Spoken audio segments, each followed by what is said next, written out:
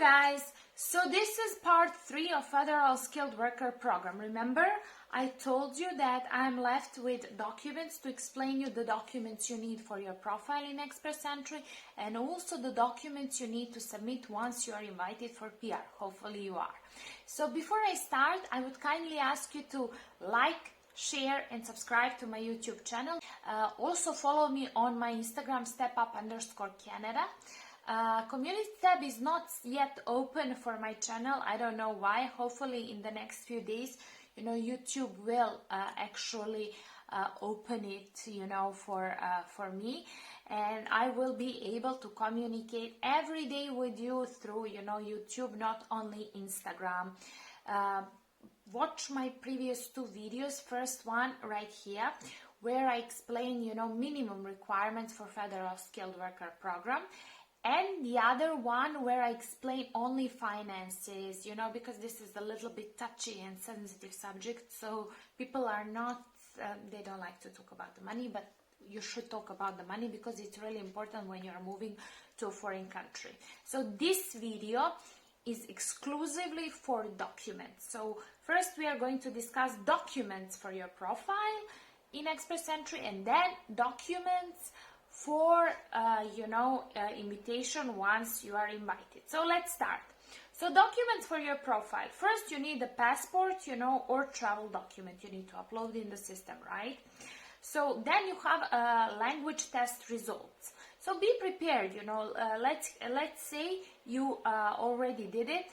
So your language test results have to be let me see, it has to be Canadian language benchmark 7 for English, and also the same has to be on the French exam, also 7. They are asking for the score 7 in all the sections.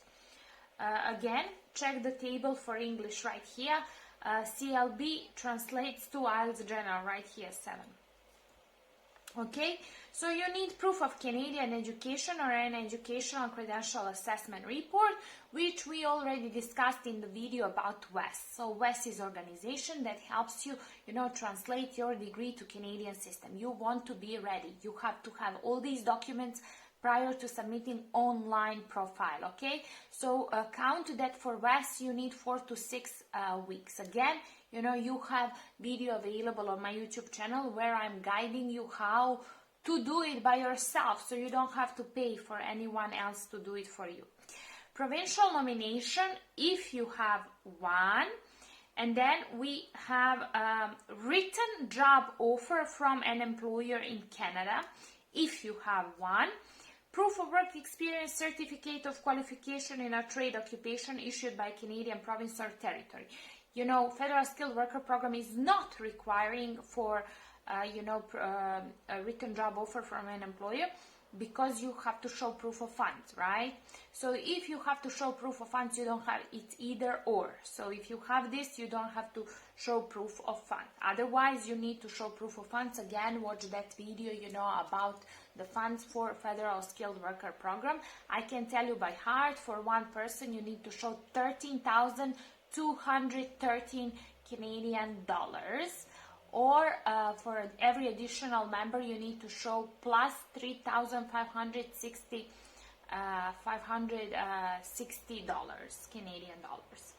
So we are done for the documents for the profile, online profile. Now we are going to documents for your application for PR.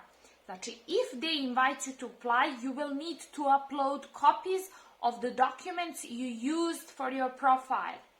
So those above mentioned documents previously mentioned, you need to upload them, the copies, online.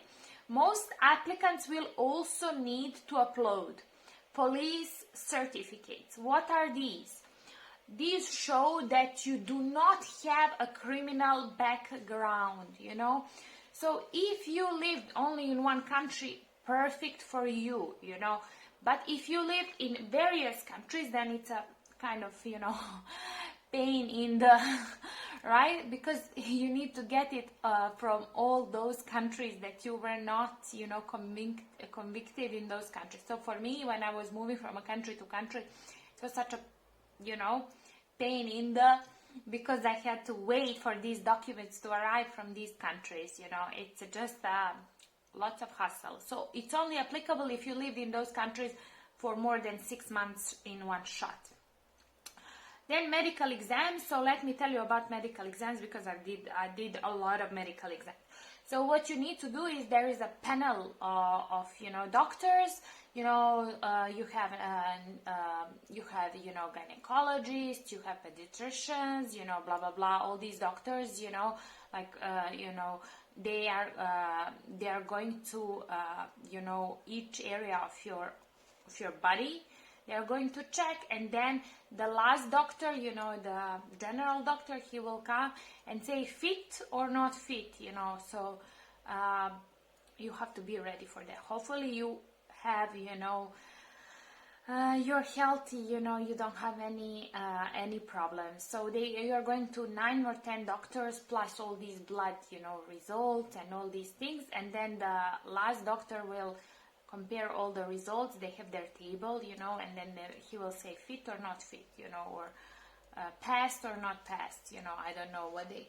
And you have to be aware that each country has only clinics for these, types of medical exams. So, for example, if you are, let's say, in China, you will have certain, clinics that will do that, so you have to go to a certain clinic and you have to pay a fixed price, a fixed price for the doctors to check, plus your blood result, the blood test result. So it's, it's quite an expense if you take a family of 4.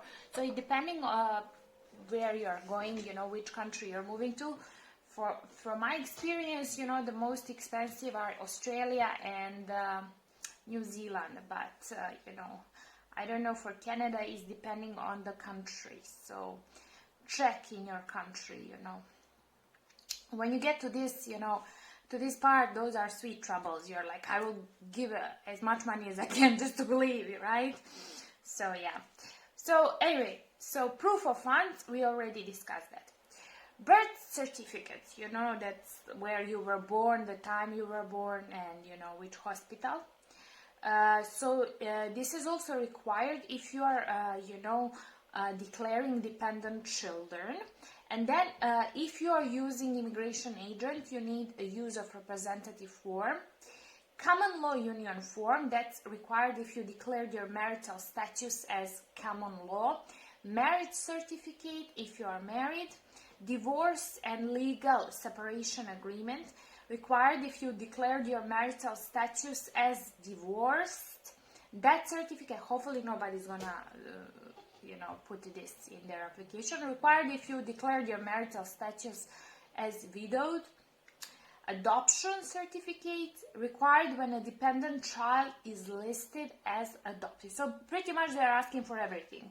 So please make sure that if you applied, to already you have your profile in the system, make sure that you have all these documents ready when they invite you, because you don't want to wait. Except this one, police certificate, you have to, I don't know, in some countries it's really easy. It's like takes 2 to 3 days to get it. But if you are like me, moving a lot from country to country, then you have to think about, getting them, because usually they're only, they only last for 6 months. So, it's a little bit tricky. For me, it was a problem when I was going to China, because I had 3 countries before that, in my, let's say, career. So I had to wait from all these, and it took me like 3 months to gather all the paperwork. So this is what, luckily, my employer in China was waiting for me. Otherwise, I don't know what I would do. So it just, you have to think about these things. Medical also, don't do that until they notify you. If you are outside of Canada, they will notify you and then you can do it. So, because you don't want it to expire and then you have to do it again. It's really important for you to know that these things expire. Also, I forgot to say about the English and French exam, they expire after 2 years. Like, for example, I did because I'm preparing students for IELTS, so I wanted to know what my students are facing, so I didn't go to a easier version like IELTS General. I did it IELTS Academic in 2019, but now it's expired already, I did it in June 2019 and now it expired, so now, it expired in June 2021. So these things do expire, so be careful when you're doing it because you don't want to pay it again. It's ridiculous to pay it again. So make sure you check the timing. Okay, so other documents. So you only need to submit these if they are included in your personalized document checklist. So they can ask you for proof of relationship to a relative in Canada if you have a relative, digital photos to confirm your identity, and other name to confirm ELISIS, authority to release personal information to designated individual form, any other documents that you feel are relevant to your application. So if you have a relevant, then you need additional documents. So basically, with this, we are done with a Federal Skilled Worker Program, and I'm going to put all 3 videos about Federal Skilled Worker Program in one playlist, so it's easier for you to find it. We still have to, finish Canadian experience class, the video I just recorded minimum requirement, and then I will record other videos about, documents, and I will then dedicate some time to New Brunswick, because I like to dedicate, time to things that people do not explore so much, because it's often overlooked province, and I think it's beautiful. I did my own research, and kind of, I would love to visit all these places that are overlooked by people, because they are thinking about British Columbia or, Ontario. So, if you've been following my channel for some time, I'm always promoting each province equally, so I think they should all deserve attention. My favorite one is Prince Edward Island. I have to say that because it's an island. I love islands. My dream is to live on an island, so hopefully it will come true. But some, tropical island, somewhere there in Caribbean, or like something like, Vanuatu or Kiribati, it sounds so exotic, this kind.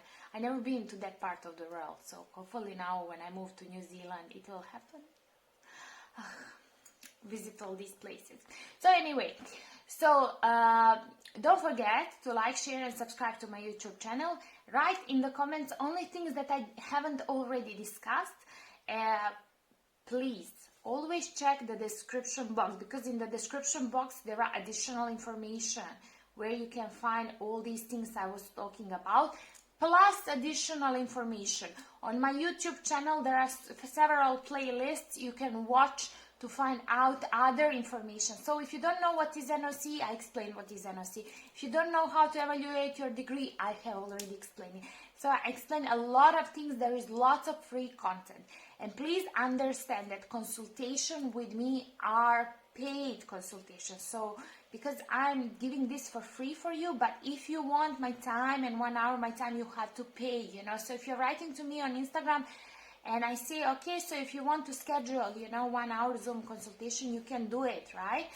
Or you can go watch my YouTube channel. If something is not answered there and you want to get the answer, but you don't want to look and spend some time in Google, then you can pay a consultation with me. Simple like that. Okay? So I just want to thank for all those of you who are watching my channel and, who are encouraging me to continue. Thank you. Bye.